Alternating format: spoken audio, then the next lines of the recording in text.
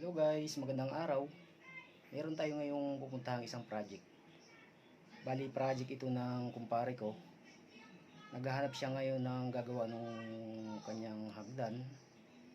So ako yung naisip niyang tawagan. Kaya yun yung pupuntahan natin ngayon at kukustingan natin. So sana makuha natin itong project na to guys. So tara, puntahan muna natin itong project na to guys. Ito na yung site guys. At napagkasunduan na namin yung presyo ng hagdan. Kaya gagawin na natin itong yun. Ito yung ililayout nating hagdan guys. Ayan. Pumapatak ito ng 25 steps. Tapos ito yung plano niya. Dispatch ko na lang. Para may idea ako ng kalalabasan.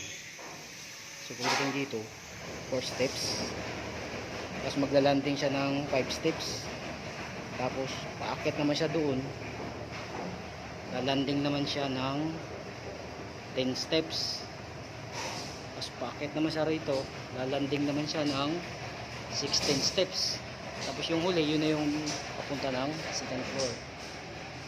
So yan siya, meron ng layout yung kumpare ko rito guys. So, siyempre, i-check ko rin yan, layout ko ulit, kung tama ba. Ayan. Bali, magkakaiba yung mga lapad ng mga steps nila. Kasi paikot ito. Ayan, yan ang gagawin natin ngayon.